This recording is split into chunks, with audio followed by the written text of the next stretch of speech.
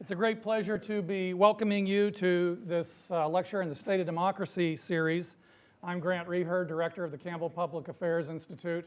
It's the institute that coordinates these events, and it's great for us to be able to host Robert Grenier for this. And I'll have more to say about Bob in a minute or two. But first I want to thank the Dean's Office for supporting this series and for technical support, the Information and Computing Technology Group, and in particular Tom Fazio. I want to thank as well Bethany Wallawender and Kelly Coleman, who work in the Campbell Institute and who work very hard to help put together these events.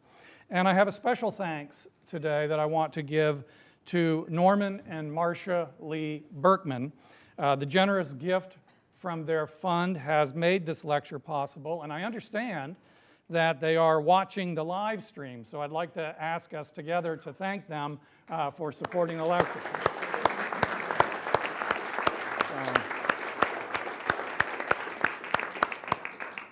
I want to give three reminders. First, if you haven't already done so, please silent your smartphones. We want to keep them smart here today. Second, when we get to the audience Q&A, which we'll do in the last part of our event, please wait for the microphones that are going to be going around to be passed to you so that you're part of our archive and that you're also part of the live stream. And then third, note that following the talk, we'll have a reception right out here in the foyer. Bob's book will be available. He will sign it for you if you like, so please stay for the refreshments and the conversation. As we typically do on our State of Democracy lecture series, we're going to hear from our lecturer, and then there will be two brief faculty responses. Today, those will be given by Renee DeNevers, a professor in public administration and international affairs, and Bob Moret, also in PAIA, and he's the deputy director of the Institute for National Security and Counterterrorism. Following those responses, we'll open it up for questions and very brief comments. Now let me say a few words about our lecturer. As a 27-year veteran of the Central Intelligence Agency's clandestine service, Robert Grenier's service to the country has been at the center of some of this nation's most important, contentious, and controversial policies. Bob was chief of station for Pakistan and Afghanistan during 9/11. He prepared the original war plan for U.S. military operations in Afghanistan, served in Washington as CIA Iraq mission manager and CIA's White House representative for Iraq, and was director of CIA's Counterterrorism Center, where he was responsible for all CIA counterterrorism operations around the globe. It was his job to understand, make sense of, and try to change what remains the most vexing region of the world for the United States. Certainly there were lessons to be learned, things that, looking back at now, we might have done differently, and things that were essential that we did do when we did them. And Bob has tried to distill some of these lessons in his talk today and by writing a book based on his experiences, 88 Days to Kandahar, a CIA diary. Now, I imagine that some of you, I hope some of you, will want to challenge him on some issues, and that's good. But what's beyond challenge, I think, is that for many years he put his life at risk in an effort to try to make the United States safer. And so we're glad that he's here at the Maxwell School to engage with us and to share with us these reflections. So Bob, welcome to Maxwell.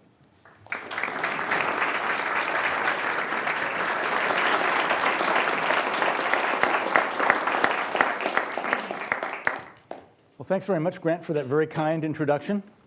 It's a great pleasure to be invited here to the Maxwell School. I'm particularly grateful for the shout out about the book. Grant did mention that copies are for sale.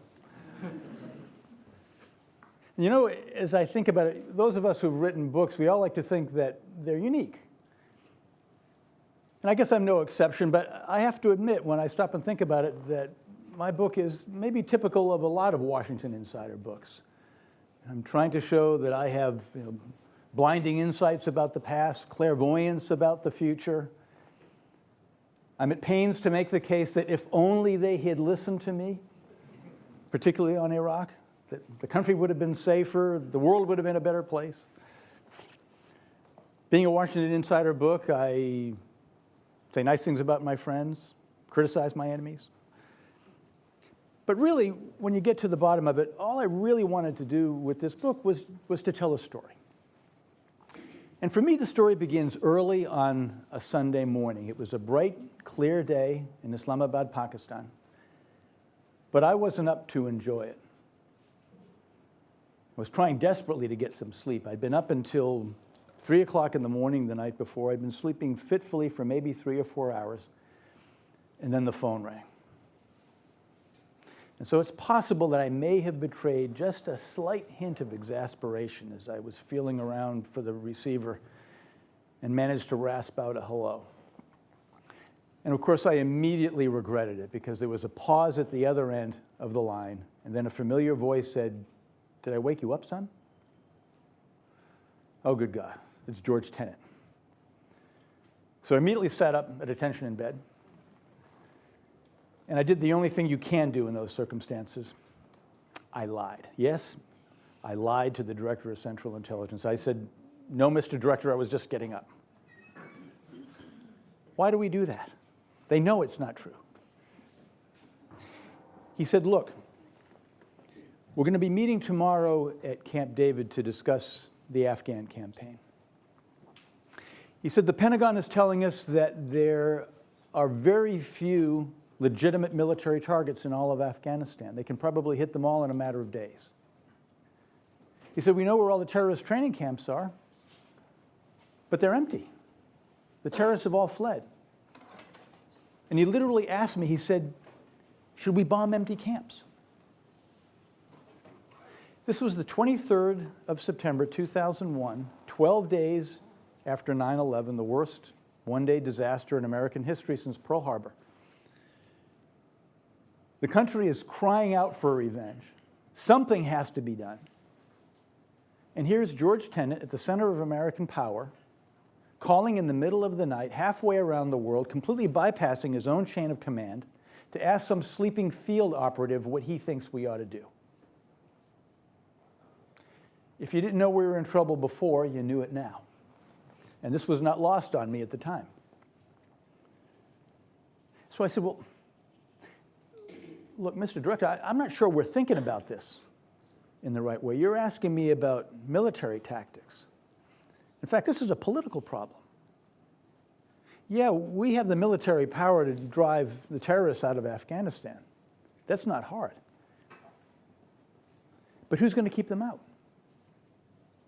At the end of the day, there has to be some political dispensation in Afghanistan that can do over the long term what we can't, unless we decide that we're going to colonize the place. Didn't foresee that there'd be any constituency for that.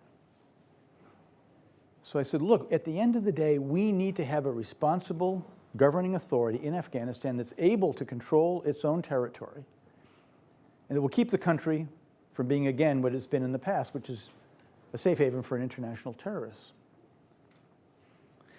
So look, if the Taliban is willing to be that government, then so be it. They're in place. They control 90% of the country. We may not like them very much, but frankly, they're our best bet. And if Mullah Omar, the head of the Taliban, is not willing to change policy and to drive bin Laden and al-Qaeda out, well, then we have to hit him hard. Among other reasons, for it to be an object lesson for the other members of the leadership. And once he's out of the way, then we have to put the question to them. Are you willing to join the international coalition against terrorism? And if the answer is no, then we have to hit them as well. And ultimately, it's most likely that we're going to have to try to reconstruct the government in that country. But the key is that whatever military means we use, they have to be sequenced and calibrated in a way that helps us to achieve the political objective that we want at the end of the day. So he's taking notes on all this, and he's stopping to ask me questions. And I said, look, Mr. Director, this isn't going to work. This is taking too much time. I knew that he needed to get to sleep as well. This is late at night, after 11 p.m. his time. It was early Sunday morning my time, so he said, good idea.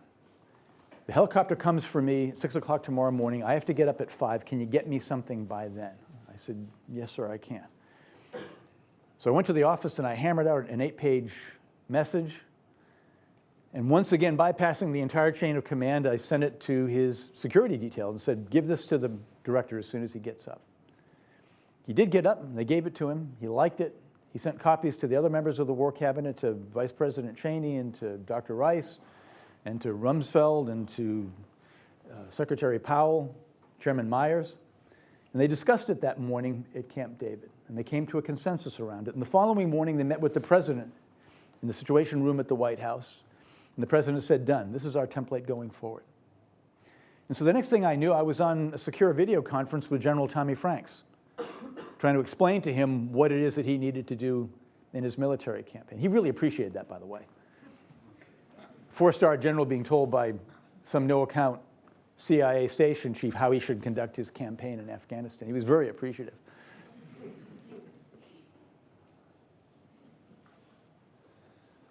We've all heard that no plan survives contact with the enemy.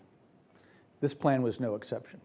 But there were embedded in it certain principles that guided our early efforts in Afghanistan and that I think were material to our early success. Remember, we said that at the end of the day, we're looking for a political solution here. At the same time, if we're going to achieve that political solution, we have to avoid the obvious pitfalls of operating in Afghanistan. Afghanistan has not done well with foreign invaders, and I was terrified, I was deathly afraid at the outset that in the 21st century we would reprise the experience of the Soviets in the 20th century and the British in the 19th. Afghanistan does not treat kindly with foreign invaders.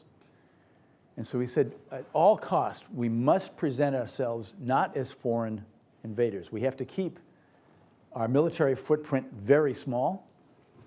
We have to make it clear that we are not seeking permanent military bases, that we are not simply entering Afghanistan as invaders on our own account. Instead, we are coming to the aid of authentic Afghans who, for their own nationalistic reasons, want to drive the terrorists out and keep them out. But as we looked for those effective allies, there too we had to be very careful because Afghanistan was in the midst of a civil war. And the first potential allies that we would find were in the so-called Northern Alliance. This was a collection of militias centered in the north of the country, drawn from the ethnic and sectarian minorities in Afghanistan. They've been fighting a civil war with the Taliban for years. There was no question that they would welcome our support. But I was very much concerned that if we were seen by the far more numerous Pashtuns from whom the Taliban drew its support, simply to be entering a civil war on the side of their enemies, that despite the fact that many of them were fed up to here with the Taliban and were willing to see them go, that they would recoalesce around the Taliban and the political situation would be worse rather than better. So I said it's absolutely critical, whatever we do in Afghanistan, that we have Pashtuns with us. In that respect, at least, we actually had a head start because I and the members of my station had been reaching out to old Afghan warlords, tribal leaders from the Pashtun-dominated south and east of the country, some of whom were actually fighting against the Northern Alliance at that stage on behalf of the Taliban, trying to gauge their willingness to launch an uprising against the Taliban. And so now after 9/11, we went back to them again and we said, this is it, this is your chance. If you'll rise up against the Taliban now, you'll have the full weight of US air power behind you. Almost to a person, they demurred. You don't survive very long in Afghanistan coming in on the wrong side of the fight. So the vast majority of them stayed perched firmly on the fence, waiting to see which way this thing was going to go, to make sure that the Americans were in fact serious. And in fact, there were only 2 tribal leaders in the South of any note who were actually willing on their own account to go in and try to lead an uprising against the Taliban. One was Hamid Karzai, whom we all know, some of us love. Became the 2-time president of Afghanistan after the smoke cleared. The other was much less well known, an individual by the name of Gul Agha Sherzai. He was a former governor of Kandahar, had the dubious distinction of being the first provincial governor to be driven out of power by the Taliban when they began their march back in 1994. Those were the only 2 that we had. And so much of my book is taken up with the often hair-raising story of how those two individuals made their way back into Afghanistan, gathered their tribal followers, launched a rebellion against the Taliban, and somehow managed to survive long enough that we could get teams of CIA and special forces teamed up with them who could direct the Air Force on their behalf. And respectively, they led two campaigns. Karzai from central Afghanistan moving south, Shirzai from eastern Afghanistan moving west, and ultimately they converged on the 7th of December 2001 on Kandahar, drove the Taliban from power. And the war, we thought, was won. Northern Alliance had moved down and taken Kabul. Our Pashtun allies had taken Kandahar.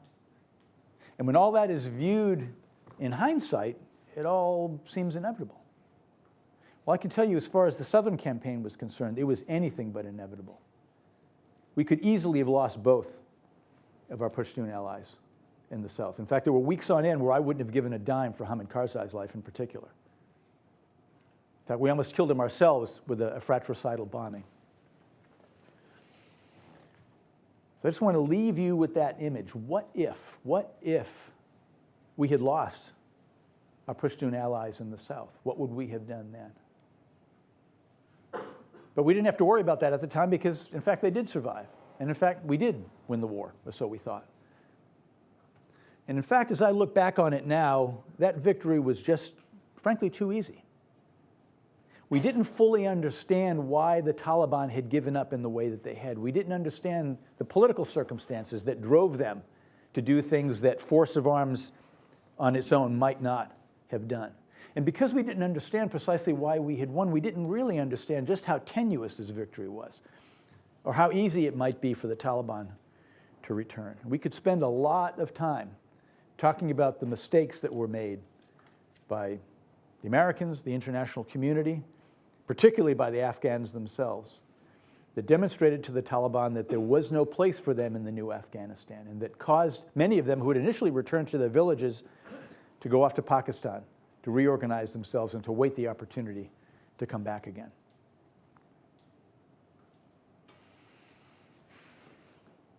Among many other things, we in the United States lost our command focus on Afghanistan. The dust had barely cleared when we were focused like a laser beam on Iraq. And in fact, I was called back from Pakistan, became, as Grant has mentioned, the Iraq mission manager, spent 2.5 character-building years as that whole disaster unfolded. By the time I was able once again to focus on Afghanistan and Pakistan, this time as the director of the CIA Counterterrorism Center, a lot of water had flowed over the dam.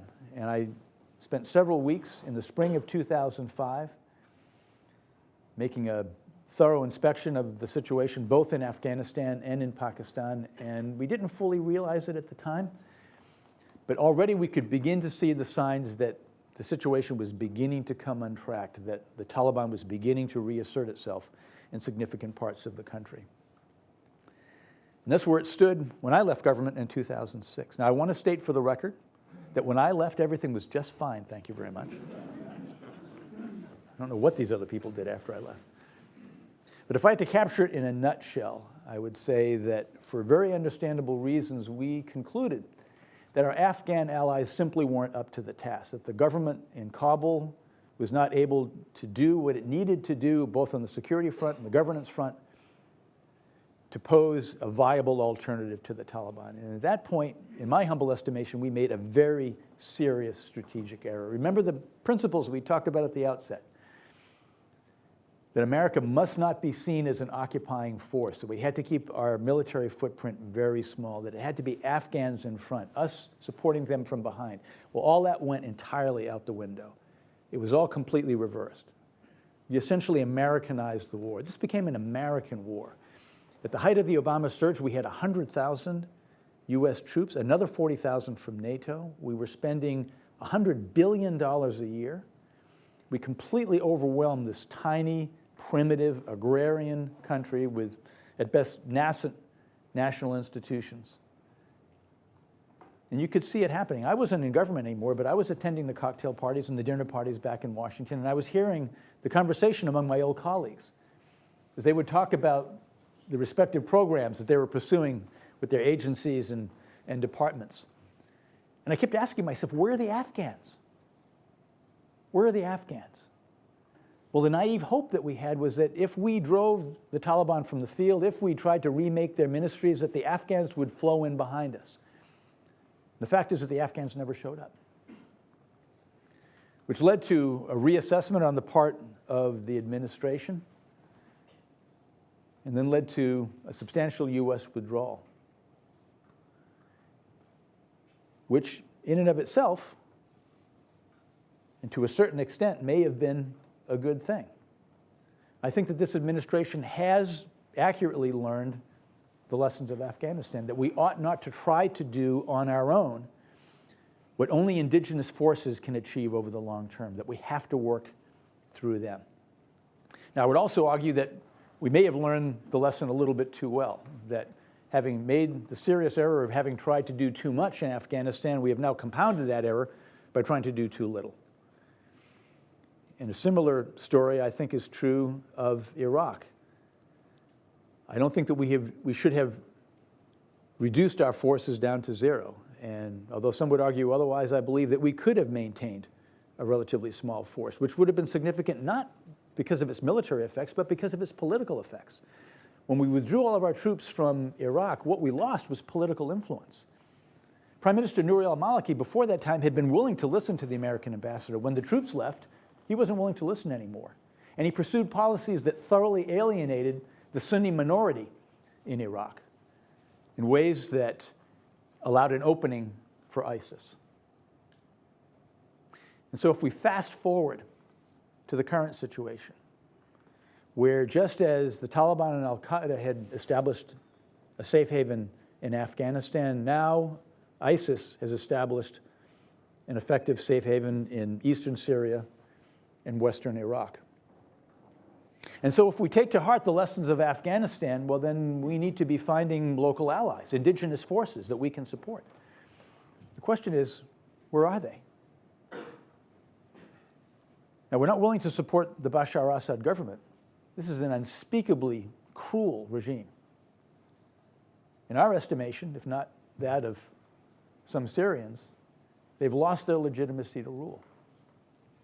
But who can we support among the armed opposition? Well, the people to whom we want to gravitate are the so-called moderate secularists.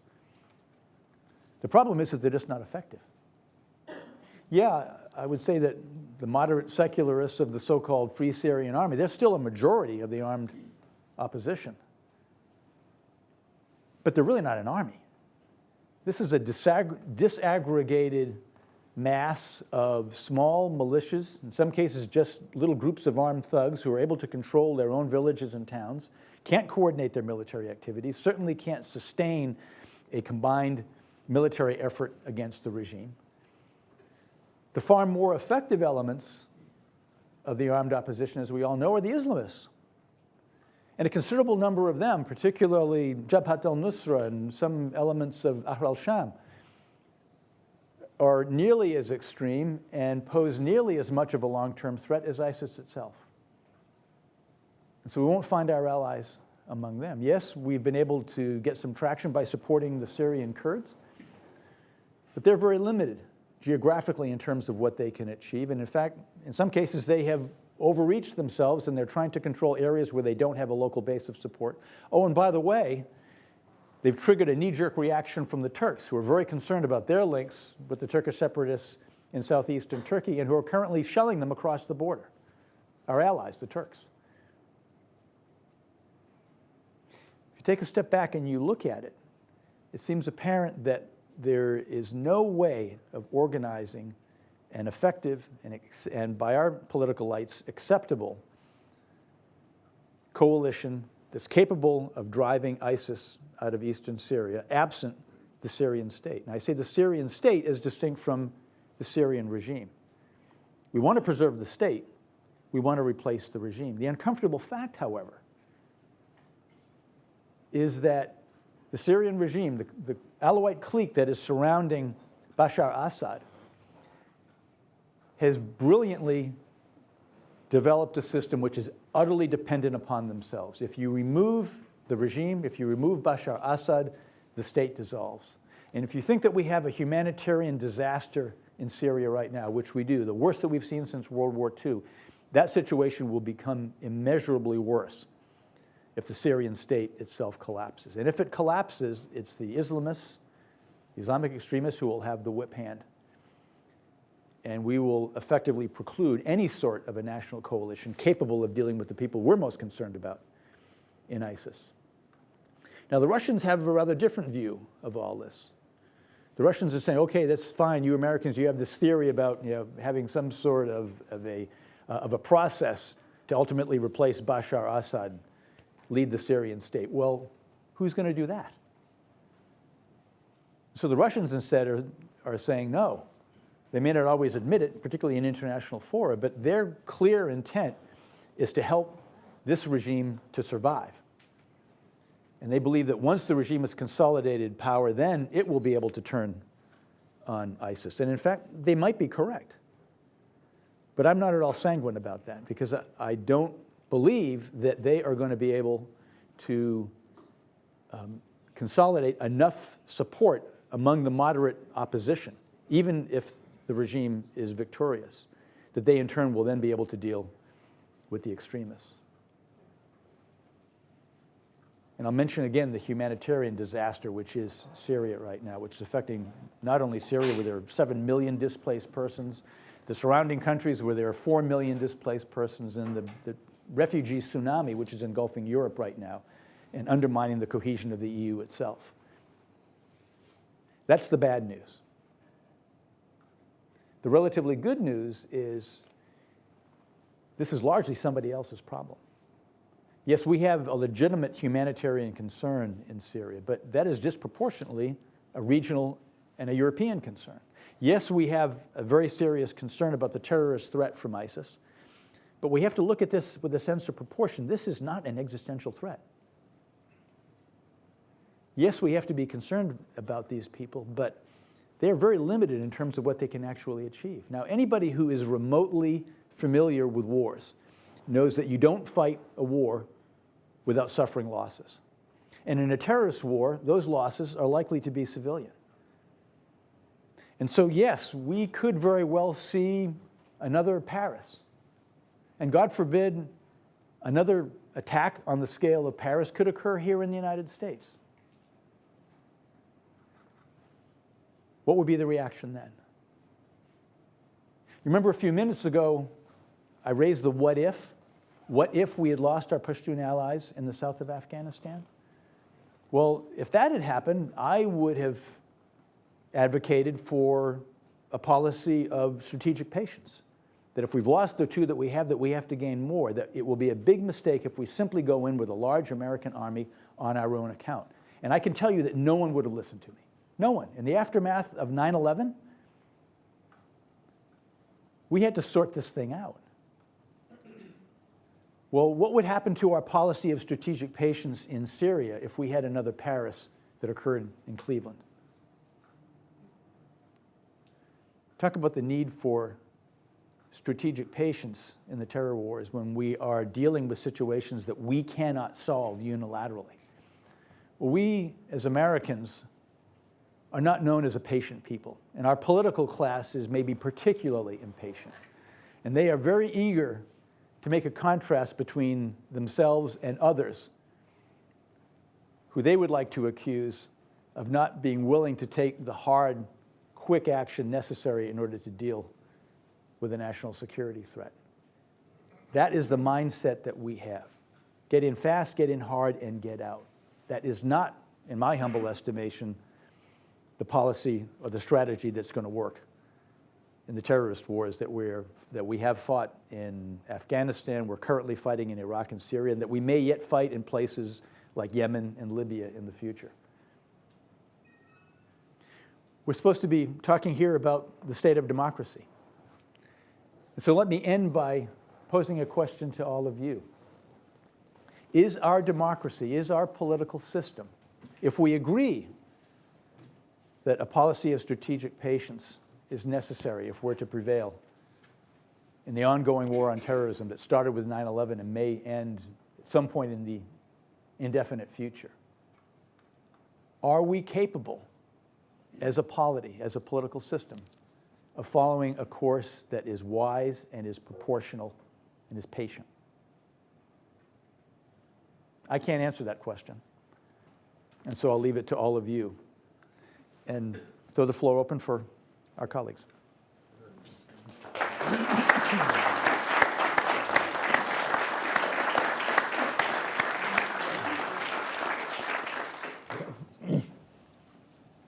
Okay, thank you.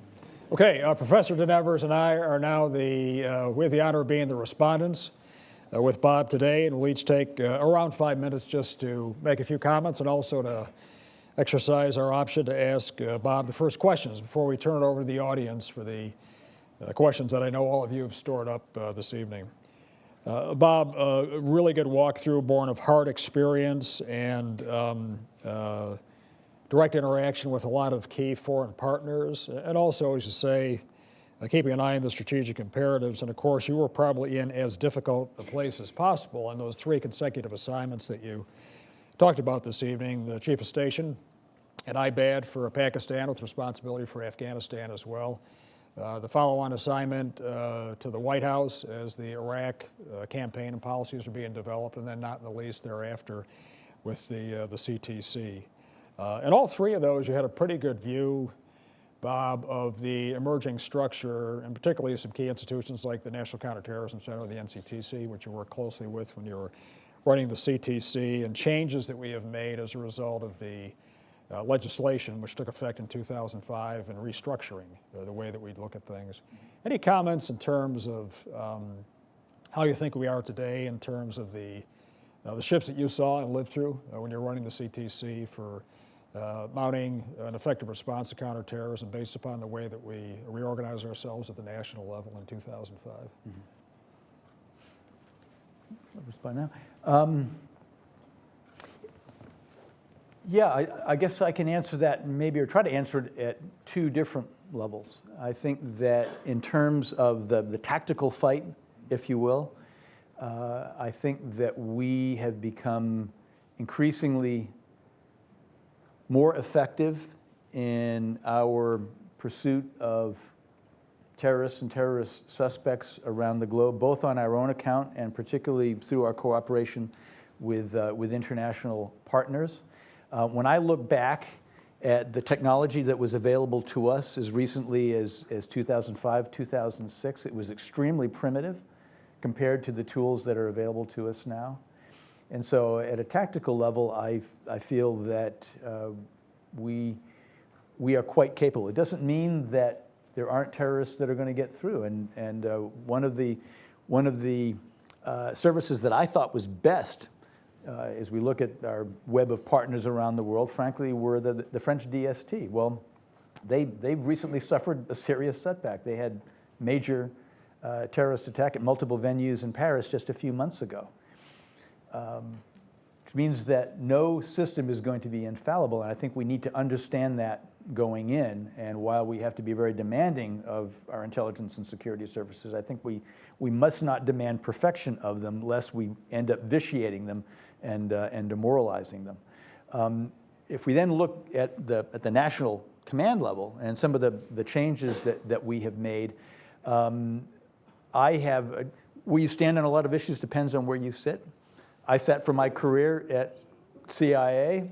My view was that if we were going to if we were going to bring together all of the elements of the U.S. government that were relevant to this task, that we ought to do just that. We ought to take the counterterrorism division at the FBI and the counterterrorism center at CIA and the so-called JITF-CT counterterrorism at DIA and others, and bring them together in one structure that would still be tethered to their home organizations, would still derive their authorities from their home organizations under the law, but would cooperate much more effectively in an integrated government-wide structure. That's not what we decided to do. That's not what the Congress decided to do. I think that the feeling was that because CIA had failed to stop 9/11, that we needed some new analytic structure to do that. And I think that some benefit has come from the National Counterterrorism Center, but frankly, much of what it has done is duplicated functions that were previously in the CIA's Counterterrorism Center. Simply, in most cases, took the same analysts and migrated them to a different organization, essentially to do the same thing. So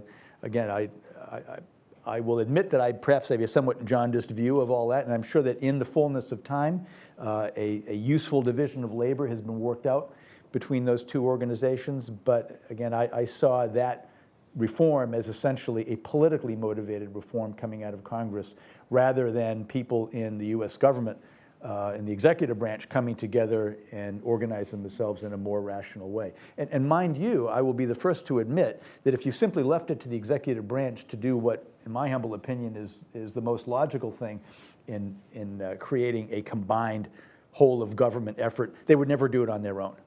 That the interagency rivalries are such that they simply wouldn't do it unless they were forced to do it. So I'm not absolving the executive branch while attacking the Congress, but again, I take a somewhat jaundiced view of some of the reforms that we've done at a national level. Bob, let me just make two more comments, questions, and then turn over to Renee. The second point that I thought you stressed, which is so important, is our relationship with the international community and partners all over the world, in the Middle East and so many other places. You have firsthand experience in dealing with one of our most important, but nonetheless most vexing partners, Pakistan. I wonder if you could comment a little bit about Pakistan, and also, in doing so, also comment on the relationship with India and where you see that progressing, just based upon the strategic challenges we have as two neighboring nuclear powers go into the future. Well, it won't come as a surprise to anybody in this room that our relations with the Pakistani government, and by extension with the Pakistani intelligence service, the ISI, are very, very complicated. And without going into a great deal of detail, the reasons for it are really pretty clear. It's because we do not perceive our national interest in identical ways. We have a certain view of the Taliban and what Pakistani responsibilities are in dealing with the Taliban. The Pakistanis see it really quite differently. They don't trust what they see as a Northern Alliance-dominated government in Kabul. They are very concerned about the extremists that are inside Pakistan that have links with the Afghan Taliban, and they're very concerned that if the Pakistanis, turn on the Afghan Taliban, that they and the extremists inside Pakistan will make common cause in a way that will greatly harm Pakistani interests. We look at it from our perspective, and Pakistani policy seems like betrayal. You look at it from their perspective, and it seems like enlightened self-interest. And there's really no way of getting around that. And so I think that it's extremely important for us that, yes, while there will be contentious elements in our relationship, and we must make it very clear to them where we disapprove, we also have to understand that there are certain disagreements that are simply inevitable. Make another comment with regard to the ISI. I think that it's a much misunderstood organization. I think that it's perceived by many to be a government within a government, that somehow they are the tail wagging the dog. They are the ones who are making Pakistani foreign policy. And I can tell you that in my experience, at least, that is not the case. That yes, we have some real problems with things that the ISI is doing, but the problem doesn't lie within the ISI. They are an instrument of state, and a fairly disciplined one. They're a military organization. If we have problems with the ISI, it's because we have problems with the government of Pakistan. And I'm going to be going back around that block next week, I know, and I've been invited by the Pakistan Army to go and speak at their National Defense University next week, and a couple of think tanks as well. And I know that I'm going to get a wire brushing from members of the Pakistani military who think that we ought to be selling them more F-16s. So I will be trying to explain to them what it is that they misperceive about the Americans and American policy, just as I often try to do with American audiences, and trying to help them better understand why the Pakistanis do the scurrilous things that we see them doing. With regard to India, you know, it's interesting. There was much made in the immediate aftermath of 9/11, and I write about this in my book, that our joint, that is American and Indian preoccupation with terrorism, which the Indians very much shared because of terrorism which has been practiced against them in Kashmir, much of it sponsored, in some cases organized, by the Pakistanis, that would somehow bring us together in a more strategic alliance. And while there have been lots of other drivers for our strategic alliance with India, counterterrorism, frankly, hasn't really been one of them. Their focus is really quite narrow. Ours is really quite broad. And we have to make certain deals with the devil, if you will. In order to pursue our national interests, we have to cooperate with the Pakistanis to a certain degree. The Indians don't see why we ought to be cooperating with the Pakistanis. As far as they're concerned, they are part of the nexus of international terrorism, and we should reject the Pakistanis and all their works.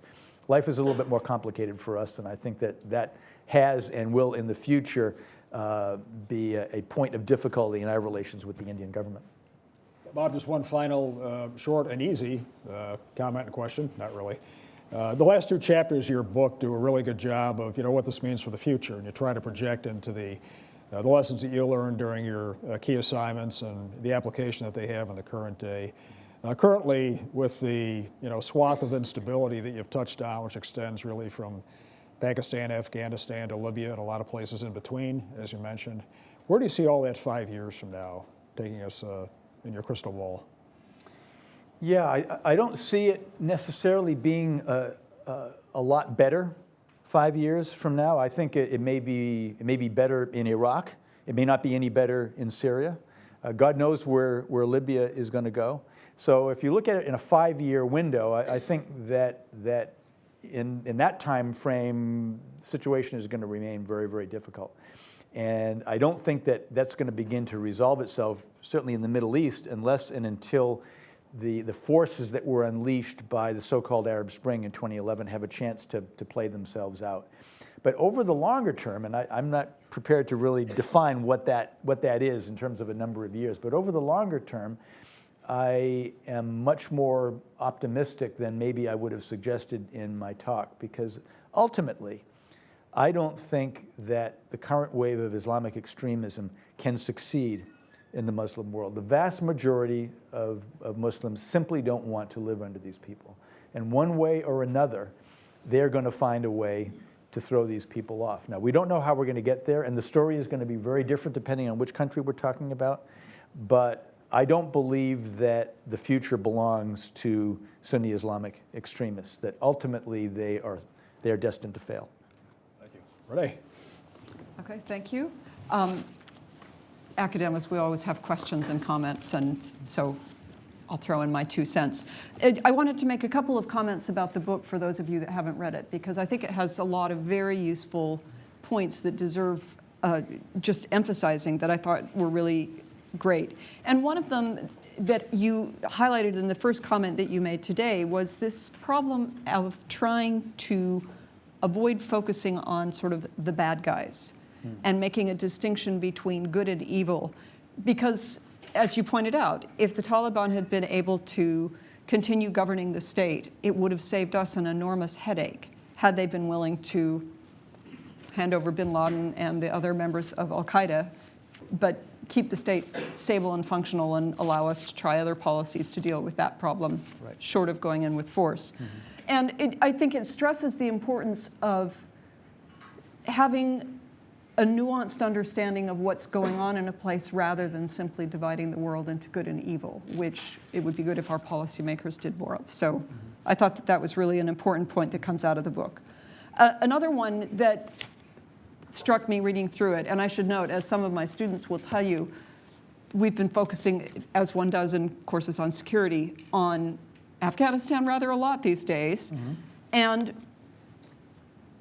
you cannot come away from this without focusing on the corrosive effects of aid, which you just touch on a little bit in the book, but it's implicit in the fact that after the first Afghan war, as you say, U.S. policy of supporting a government which is profoundly corrupt led to rejection by not just the Taliban who came back, but also a good percentage of the population who were no longer willing to support a government that they saw as preying on them. And I guess one of the questions that raises for me that I would toss your way is how much is enough? How do we decide what, you raised the question in your book of engagement. Mm-hmm. What does it mean? What's the right kind of engagement to have in places where too much aid and too much assistance is going to undermine the government that we want to support or obstruct its ability to stand on its own? Mm-hmm.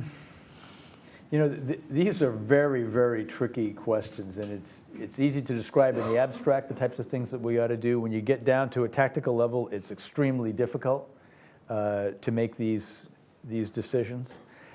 I guess what I would say in general is that part of what has caused us to come to grief in Afghanistan is that we've made the perfect, if you will, the enemy of the good or the good enough. That when I left the region the first time in 2002 to return to Washington, I had hoped that we, the Americans, and particularly the CIA, because of the web of relationships that we had with warlords, with significant political players all around the country, that we would leverage that influence to try to bring stability through these power structures in their respective areas. And there was a strong feeling in the US government that no, this was the prescription that had created the instability to which the Taliban ultimately became the answer, that warlordism just isn't the answer, that instead we needed to have a coherent government, central government that was able to extend armed control over the country and establish good governance.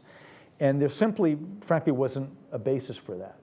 And if you looked at the type of army that Afghanistan would have to raise and support, there's no way under any classic military formula of the number of troops it takes in order to pacify an area, particularly if there's an insurgency. There was no way that an Afghan government was ever going to have the resources necessary to support that kind of an army.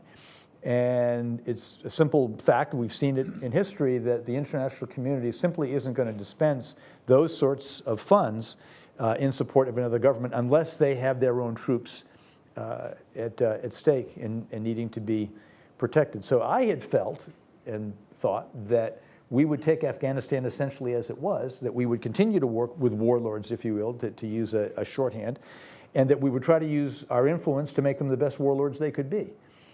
Knowing that nothing ever stays the same, and that over time, hopefully, there would be linear progress in the political development of Afghanistan.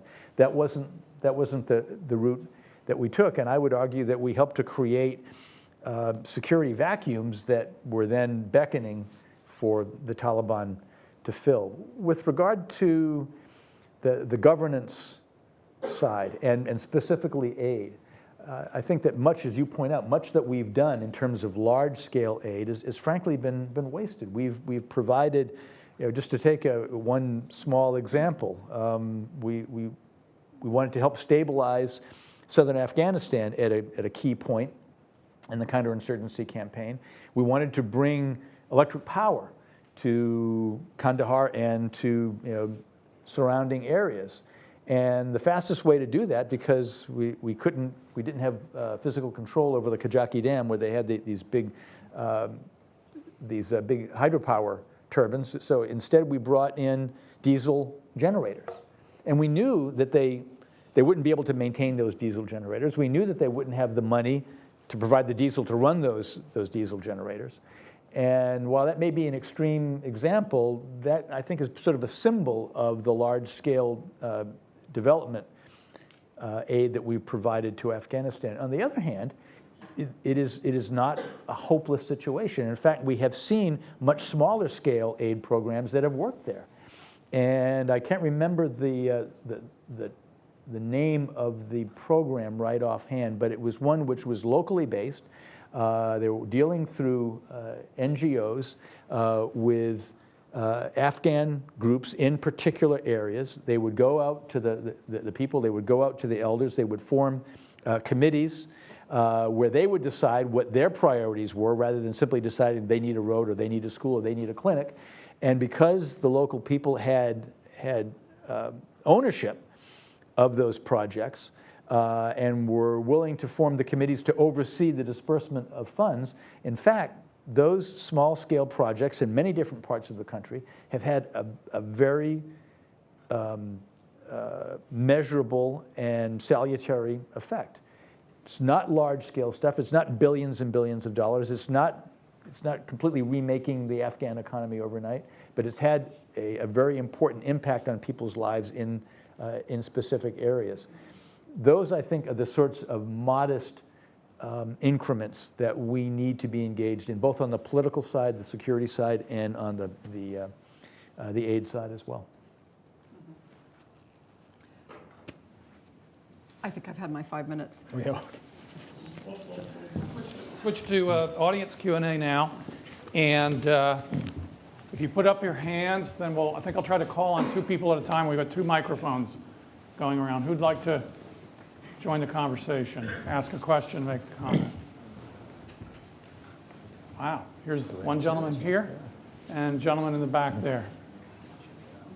I'll get you next time, sir. Hi, I'm Zach. I'm from the law school here at Syracuse. I'm wondering what your relationship was like with the CIA's General Counsel Office, particularly while you're developing the plans for Afghanistan, how the legal input might have changed the plans. Yeah, gosh, that raises a whole basket of issues. I would say that throughout my career, and particularly in the latter stages of my career where legal issues became especially important, I've always had very good relations with the Office of General Counsel, and I think that they do brilliant work in an area where there's really not a very extensive body of law. There's a lot of interpretation that goes into this, and a lot of coordination with the rest of the government. And the individual who was the acting general counsel for much of that time, a fellow by the name of John Rizzo, is a very close personal friend. And what I have most appreciated about him, and what I've most appreciated about lawyers at the CIA in general, is that where a lot of lawyers and a lot of walks of life are always telling you what it is that you can't do, these were people who sort of understood the mission and instead were focused on what is the legally appropriate way that will enable us to do what we think we need to do in order to defend the country. And just to take one example at random, it's in CIA, back in the Reagan administration, there was an executive order that was I think it was initially promulgated by President Ford and ultimately signed by President Reagan. It's called Executive Order 12333. And the shorthand for it is, "Thou shalt not assassinate." Well, that was interpreted very, very broadly before 9/11. And I can tell you that, yes, we did have lethal authorities with regard to bin Laden as he was moving about Afghanistan before 9/11. But those authorities were written in a way, or they were interpreted in a way such that, well, just to give you a little bit of background, we were employing Afghan tribals to try to bring bin Laden to justice, and they had a so-called lethal authority, which meant that they could kill bin Laden if it was necessary to do so in self-defense. So here we have Afghan tribals who are following bin Laden around the country. He has extensive security around him. Everybody knows that if they try to arrest him, he and his armed personnel are going to resist that forcibly, and that ultimately there's going to be a firefight, and that people are going to get killed. Well, one of our Afghan allies came to us, again, this is before 9/11, and said, well, look, it's really hard to get to these people, and frankly, we don't really want to, suffer losses, and if we try to kill bin Laden in a firefight, it's going to be clear who the tribes and clans were who were involved, and the Taliban are going to come and sort us out. So instead, we figured out his pattern of movement around the country, and we know that there are certain intersections that he's going to pass through, so we'll just plant explosives in those places, and when he drives over, we'll press the button and the problem is solved. And we said, no, you must not do that. And if you try to do that, we will cut off all support to you. Because as the law was interpreted at that time, that would have been assassination, which was absolutely forbidden. Well, fast forward after 9/11, and while I can't speak directly to a drone campaign to attack terrorists, if we broadly interpret the press, it appears that there are a significant number of terrorists who disappeared mysteriously in a puff of smoke while there were drones overhead, and we can, I guess, draw certain conclusions from that. Well, by anybody's definition, those are targeted killings, something which would have been interpreted as assassination back before 9/11. Well, after 9/11, those interpretations of law changed, and I think that we've seen analogous things that have taken place in other aspects of the war on terror, and some of them have been very controversial. Eventually, I think, well, arguably, directed killings via drones or otherwise are controversial in some circles now and may become more controversial in the future, particularly as we begin to look at these in retrospect. So it's probably a longer answer than you bargained on when you asked the question, but it's extremely interesting. You spoke of all your years in the intelligence community, and you were speaking earlier about how Congress restructured the intelligence community and how if it was left to the executive, it probably wouldn't have happened because there was so much competitiveness between each agency. Mm-hmm. What recommendations would you make to make that work better? And do you think the current administration or future administrations identify that there is weaknesses due to this system format and it does need to be adapted? Well, and maybe I misspoke. I think in the aftermath of 9/11, there wasn't a thorough restructuring of the intelligence community, but basically there was another layer that was placed on top of it. In the context, which is the creation of the Director of National Intelligence. And before we had combined in the person of the Director of Central Intelligence, which referred not only to the CIA but to the entire intelligence community. The Director of CIA not only had day-to-day authority over the CIA, was also supposed to be providing a coordinating function, if you will, for the community writ large. And so now with the creation of a DNI, and with the DNI having been delegated a certain amount of fiscal authority as well as operational authority, if you will, we're in a somewhat different situation, but I think we've had to follow an evolutionary course to sort of figure out, well, what is the DNI really going to do? What does he or she do or not do? And it's been contentious. There was real contention between Admiral Blair when he was the DNI and Panetta when he was the Director of CIA, and they had some battles royal about who was going to have authority over what, and by and large, Panetta won those fights. And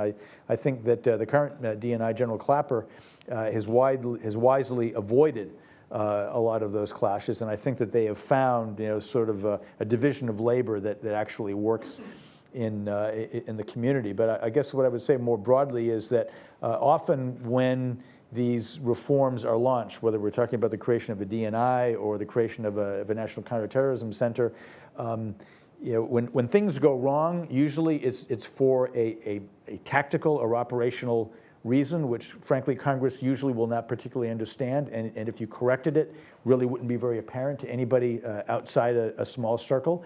And so CIA, or rather the Congress, in order to do something, and also just as importantly to be seen to do something, feels that it has to make structural changes. And so that's what they did in creating a DNI, that's what they did in creating a National Counterterrorism Center. But as I say, with my somewhat jaundiced perspective, often work-related problems do not admit of a structural solution, and often those structural solutions only complicate things further in ways that don't directly address the problem. And I think that's what we've seen repeatedly in the case of some of these legislative reforms. I don't know if that answers your question, but thanks. This gentleman here, and then let me get another question. You've got the mic. Okay. Go ahead. Acknowledging that U.S. and Russian goals in Syria are different, do you see the development of a U.S.-Russian conflict in the future? Do I see the development of a U.S.-Russian conflict? Over Syria. So yeah, given the rather different goals that we apparently have, we and the Russians in Syria, is there a possibility of conflict there? And I think that the answer is yes. I think it's something that we ought not to shy away from. Obviously, we don't want to see ourselves in a shooting war with Russia, although if we did in the Middle East, I think we would bring certain advantages there. Not a place that we want to go. That said, I don't think that we should be shy about clearly disagreeing with them or making it clear in private negotiations with the Russians about where our red lines are and sticking with them. One of the things that I'm very concerned about is that the Russians, although they would claim otherwise, particularly right now with this tentative ceasefire that we have in Syria, that they see a military victory by the regime as the best path forward. And I think that Vladimir Putin, seeing the way he has operated in his own country, seeing the solution that he has imposed in Chechnya, where he had a problem that was analogous, nowhere near the scale, but analogous to the problem that we have right now in Syria and Iraq, it would be quite willing to countenance similar methods. The Russians used a great deal of brutality to bring Chechnya to heel, and I don't think that Putin has any reservations at all about supporting the regime in, for instance, starving civilian populations in Aleppo. Again, they're allowing humanitarian support to go into those areas right now, I think in part in order to pacify us and to string us along. But I'm very concerned about where this is going to go. I think that we ought not to shy away from even some public contention with the Russians to keep things like that from happening, because I think on a humanitarian level it's simply unacceptable, and I'm not at all sure at a political level that it's going to work. I think that there needs to be some reconciliation between the state and at least the moderate elements of the armed opposition, and absent that, I'm not sure that you can develop enough force to actually deal with the extremists, both ISIS and Jabhat al-Nusra and others who are allied with more moderate elements in their fight with the regime. That, to me, is the long-term strategy. We've got to bring the moderate secularist Syria, which is an absolute majority in that country, together to deal both with ISIS and with the other extremists. I'm not sure that the Russian policy is going to get us there. Yeah, so going back to 1954, the CIA has, with Operation Ajax, the CIA has had a very close, I would just say intimate, for lack of a better word, relationship with Iran. So on, either sides of the aisle. Fast forward to the 80s, obviously Iran viewed us much differently than they did up to the lead up to, the United States invasion in Afghanistan. I think one thing a lot of people overlook is the fact that, I don't know if you can second this, but Iran was helpful in overthrowing the Taliban, because Iran, they had actually a bunch of their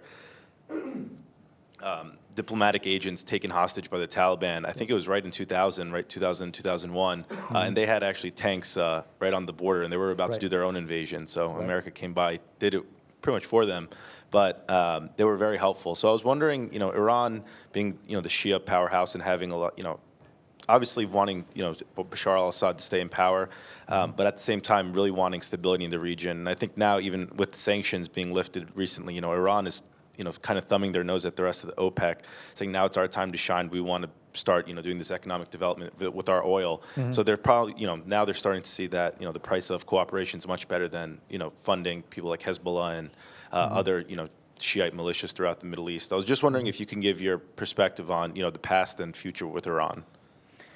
Yeah, you raised a great number of issues. And I think the Iranian question writ large, and that was a very good exposition, frankly. I think both the past and the present of our dealings with Iran. It's disturbing to me that so many in the political class in this country deal with Iran in a shorthand. Basically, it's Iranians bad. And yes, there are many things that the Iranians do that we disapprove of, ought to disapprove of, and ought to work actively against. but they are a force in the region. There are many respects in which our national interests overlap. As you point out, they were very helpful to us at the Bonn conference when we were trying to construct a new Afghan government. We would probably not have been able to succeed there without Iranian support. We have been very helpful to the Iranians in dealing with their enemies in Iraq. Part of the reason for the Iranian political resurgence in the region and some of the fears on the part of many in the Sunni kingdoms in particular about Iranian hegemony comes as a direct result of what we did in Iraq. There have been various points where we've actually been able to cooperate quietly with the Iranians in Iraq. Other points where they have worked directly against us, providing, for instance, very effective IEDs, shaped charges to militias that were killing American servicemen in Iraq. So I think that it's a very, very complicated picture, and I think that we need to embrace it as it is. I think I'm pleased with the nuclear agreement that we've reached with Iran. I don't think that it is problem-free by any means. I think the Iranians, being Iranians, are going to test it. I have no doubt that at certain points that they're going to try to cheat, and that we'll probably have to go right up to the line of reimposition of sanctions in order to stop that. That wouldn't surprise me at all. There are certain things that we want to do in Syria. Part of the reason, for instance, that the Iranians are absolutely adamant that the Bashar al-Assad regime must survive is because they want to maintain a land bridge to their allies in Hezbollah. We have a very clear desire, for a whole host of reasons, we would like to see Bashar al-Assad go, among which is the fact that once he departs the scene, probably the Iranians lose their land bridge to Hezbollah, which we would see as a very good thing. But I think that we need to be prepared to engage with the Iranians in areas where our interests overlap, and to work against their interests very forcefully in areas where they don't. And one of the parts of that that's very problematic for me, in my view at least, is that, quite frankly, our allies in Saudi Arabia and elsewhere on the Arab side of the Persian Gulf, while they have legitimate concerns about Iranian hegemony, in my humble opinion, it's grossly exaggerated. I think what the Saudis are doing right now in Yemen is a travesty, both in humanitarian terms and also political terms. The Houthis, while they may have gotten some support from the Iranians, are certainly not just some slave-like puppet of the Iranians. And for the Saudis to act as though they were, I think is very, very unhelpful. It's part of the reason why the Saudis are frequently very unhelpful in Syria. It's because they see the Syrian conflict primarily through the prism of the Sunni Shiite, Sunni Iranian split, which is often extremely unhelpful, and I think doesn't accurately reflect reality, but it's something that unfortunately we have to deal with. Get the next two questions here. We got someone over here, that gentleman in the back, and there, you, the woman there. Thank you. That's right, sure. So there seem to be two different schools of thought regarding ISIS. One is to delegitimize them, say that they're just a bunch of murderous thugs, and basically treat them as a terrorist group. There's another school of thought that says they control territory, they have a capital, they have all these trappings of a state, and thus have centers of gravity in sort of ways to treat them in more of a sort of Clausewitzian way. Which side do you come down on, whether we should treat them as a state and then attack them as such, or they're thugs and should be dealt with sort of softer, I guess? Yeah, I guess, did you all understand the question? The sort of two schools of thought that ISIS is simply a terrorist organization, they're thugs, and that they should be treated as such, annihilated if they can be. On the other hand, they have assumed some of the trappings of a state, and that therefore maybe we ought to be dealing with them as a rump state in the way that we do with other states that we dislike. And I guess characteristically, I kind of come down with parts of both of those, but But if it's one side or the other, I would clearly consider them a terrorist organization who ought to be dealt with as such. I think essentially that they are an extremist clique.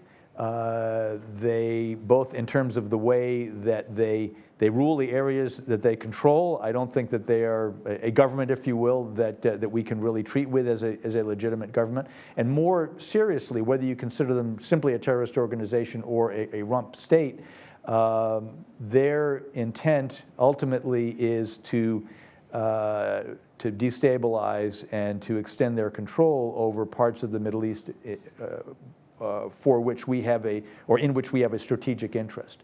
They don't want to stop with Iraq and Syria. I'm sure that they would love to topple the monarchy in Jordan. I'm sure they would love to undermine the Saudis and the other Gulf Arabs. They don't mean us any good. Now, I think you could argue that focused as they have been on their desire to create a caliphate and carve it initially out of Iraq and Syria, unlike Al-Qaeda, they weren't focused on us. They were focused on their enemies close to home. And so you could have argued that, well, if we just leave them alone, fine, they may pose a problem to countries in the region, but they're not a problem for us. Obviously, that's not the tactic that we have pursued. We have treated them as a terrorist organization who are a direct threat to us, and ultimately, I think, inevitably, they would have been. Ultimately, their interests would have butted up against ours, and we would end up in armed conflict with them one way or another. And I think it was probably wise that we foresaw that and began to counter them as soon as they arose. But there are consequences to that. It means that they are focused on terrorist actions in the West far sooner than they otherwise would have been. Again, I think it's sort of a combination of the two, but I don't think that there's any ambiguity. I think that we, working through indigenous forces and only indigenous forces can come up with a permanent solution to this problem of ISIS, but we need to be actively engaged with indigenous forces to try to roll these people back. That's certainly my view. You mentioned, right here. Oh, hi. Very briefly, that the American endgame in Syria is to retain the state and overthrow or replace the regime. Yes. And it's not an unpopular thought that the 21st century will see the end of Sykes-Picot. So I was wondering what you thought the value in retaining those borders is. Yeah, gosh, somebody. That's the problem with academic audiences. They ask you all these really hard, far-reaching questions.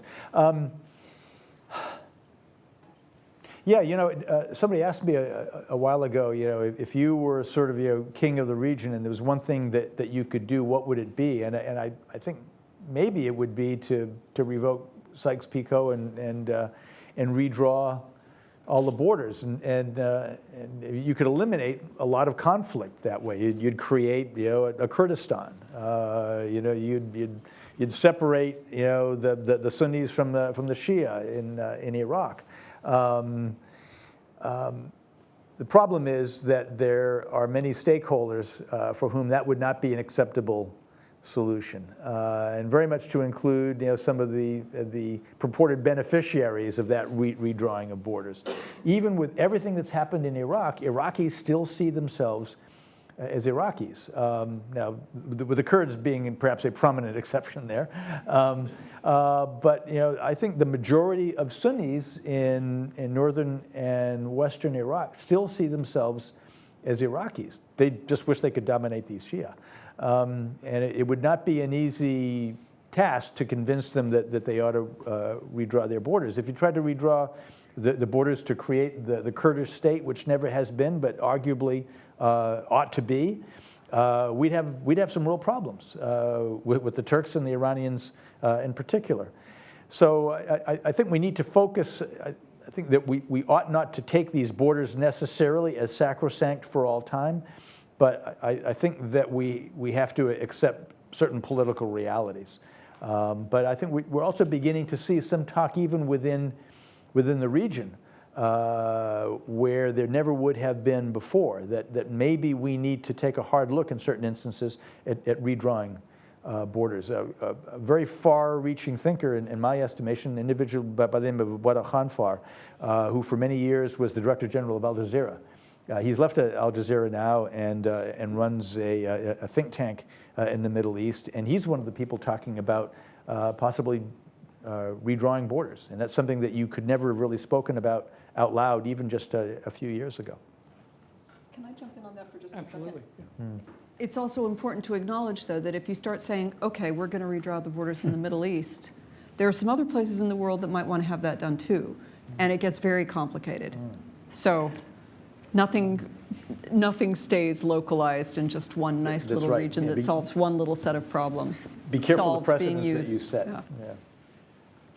We have time for one more question, and I want to interject one myself quickly first, and then we'll get you, sir. Taking moderator's prerogative here. In your last position, Bob, you oversaw interrogation. I'm surprised you haven't had this question yet, so I'm going to ask it.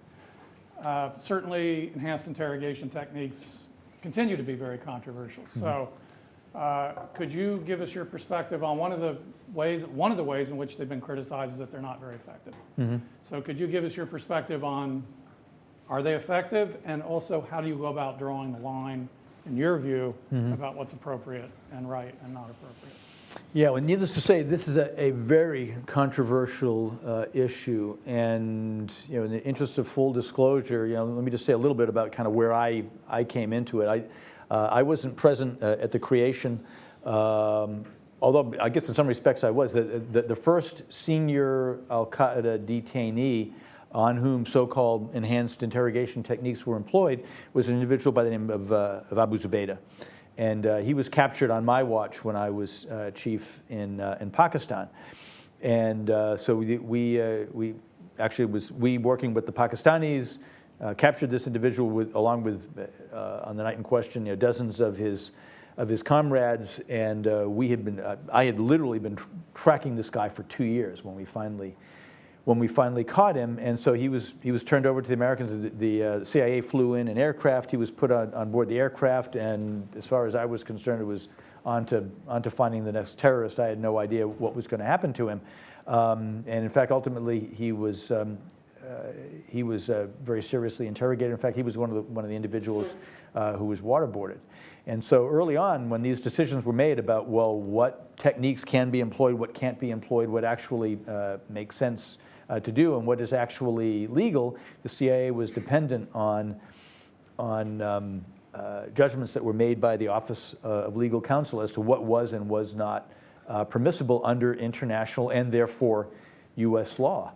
And I can assure you that the CIA wanted to make sure that they were not going to be alone on this. And so as soon as they could, they began briefing members of Congress. Now, it's unfortunate that the Bush administration limited to the extent that they could under law the number of members of Congress who could be briefed in the initial instance. One of them was Nancy Pelosi, although she seems to have had amnesia afterwards. And of course, the most controversial aspect of this whole program was waterboarding, which by anybody's definition is certainly no picnic, and frankly, it would be hard to describe it as something other than torture.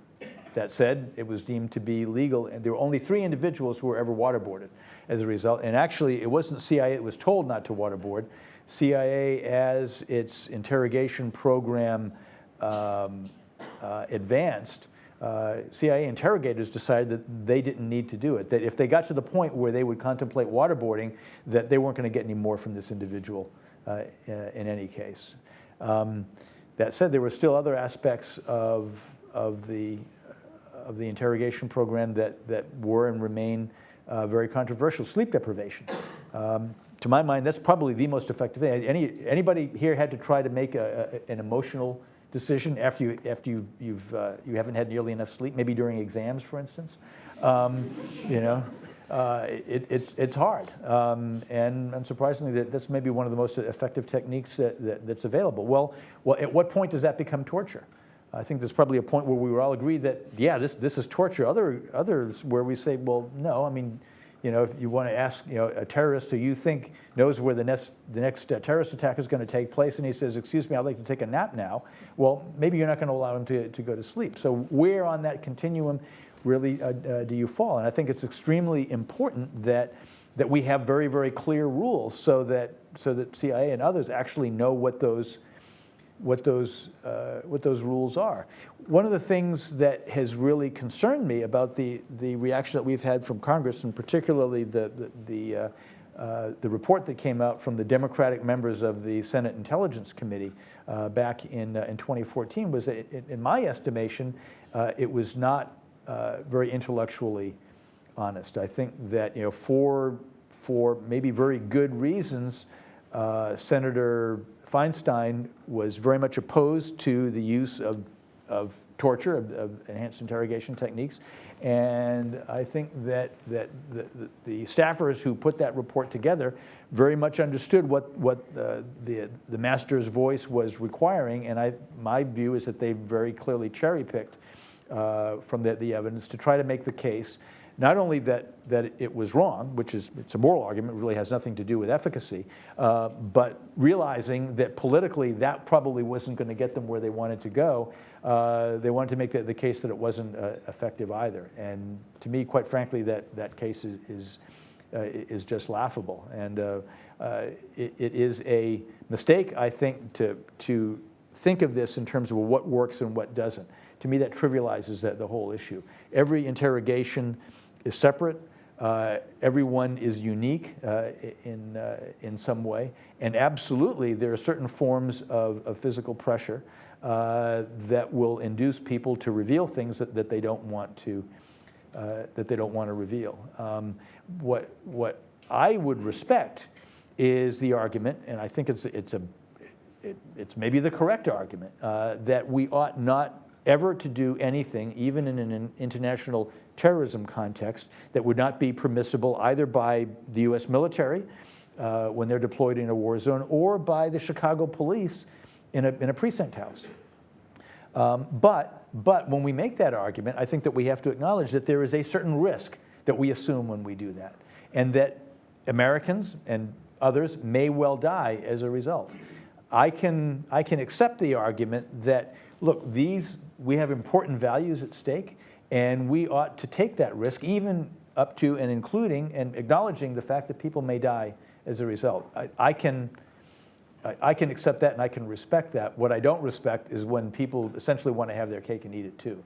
To say that, no, we should never do this because it's morally wrong. Oh, and by the way, good news, it never works either. I simply don't accept that. I'm from Pakistan. I really appreciate the way you explained the situation in Pakistan. And as a Pakistani, we, being in Pakistan, do not get to know the real picture. We've fed a lot of things to the media. And I'd like to know your opinion. You said something about Pakistan being party to a lot of insurgencies in India through Kashmir, and in a way promoting terrorism over there. But we sitting in Pakistan are taught or we told that we're not supporting terrorism over there. That's freedom fighting, obviously. We'll accept that. And also the fact that India supports terrorism within Pakistan. As an individual who's somewhat rational, and been experienced a little outside the borders as well, I will admit definitely the Pakistani state and organizations within the states are playing a part in an insurgency and through terrorist activities or guerrilla warfare or whatever you want to call it. But I really want to know your opinion. Is it one-sided? But as a state, as India being a state, will it just sit there and take this nuisance, or will it have its own response? And if so, will it be a militaristic response, or will it be a totally diplomatic response in trying to create Pakistan as or an image of Pakistan as negatives and axis of terrorism state that you mentioned it would be? Now, I'm not sure I followed the last bit of your question. So is part of your question whether the Indian response to the Pakistan would only be diplomatic, or could it potentially be military as well? Indians, as a state, is instigating terrorism within the state of Pakistan as well. And that's what we're... Right. So is that true? I see what you mean. Or Yeah. is it, how do they respond? Yeah, well, as in many instances, we have to make judgments based on inadequate information. And yes, I don't think that there's any question that certainly for much of the past, the Pakistani services have provided aid and support to groups which initially were primarily Kashmiri, properly so called, many of which were essentially taken over by Pakistanis who were fighting the war in Kashmir, despite the fact that they were not themselves Kashmiris. And so I don't think there's any question. One of the questions I used to ask my colleagues back before 9/11 in Pakistan was, well, what if the Pakistanis were providing support to freedom fighters, quote unquote, inside Kashmir, and what if they were able to impose discipline on them so that they weren't engaged in practices that we would define as terrorism? What if they confined their attacks to members of the Indian security forces? What would we say then? That would have put us, frankly, in a very difficult position. Everybody can denounce terrorism, which is violence perpetrated against civilians for a political purpose and in a political cause. What if they weren't actually engaged in terrorism? On the other hand, one of the things I used to say to my colleagues in the safety of the embassy of Islamabad was, well, quite frankly, if the Indians wanted to help us on terrorism, they should stop abusing the Kashmiris. Because if they weren't abusing the Kashmiris, and we can draw a timeline. It was back in 1989 when the Indians rigged the Kashmiri elections, and that pushed the Kashmiris completely over the edge.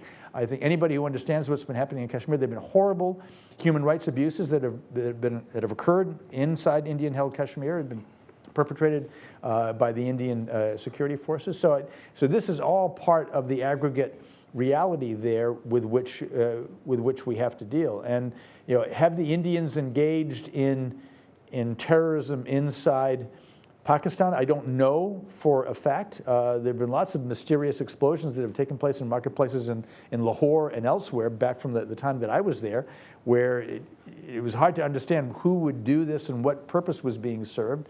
The Pakistanis, of course, would say as a matter of faith it has to be the Indian RAW, the RAW, the Indian intelligence services behind it, and maybe it was.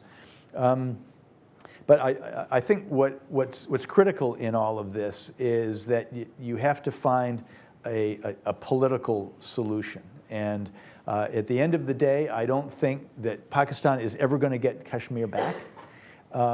They have to accept that. And I think that a policy of enlightened self-interest on the part of India would help a Pakistani government to sell that to the Pakistani people under circumstances where for decades they've been whipping up popular sentiment against India in part over Kashmir. So anyway, I hope that gets somewhere close to an answer to your question. Let me say three quick things by way of conclusion. First, I want to thank Bob Murat and Renee DeNevers for a really, really interesting and insightful way to do the responses. I think it really pushed the conversation along. Thanks to the two of you. Second, I want to just remind everybody about the reception that we have right outside, so please come out, get the book, and also continue the conversation. And the final thing I want to say, and I want to say this to Bob and again, my two colleagues and respondents and the audience as well. This is an easy one, but I'm not going to resist it. The level of analysis and the conversation that we have heard in the last 90 minutes is just such a contrast to anything that I think I've heard in any of the presidential debates so far. Thanks. Thank you for the three of you for that.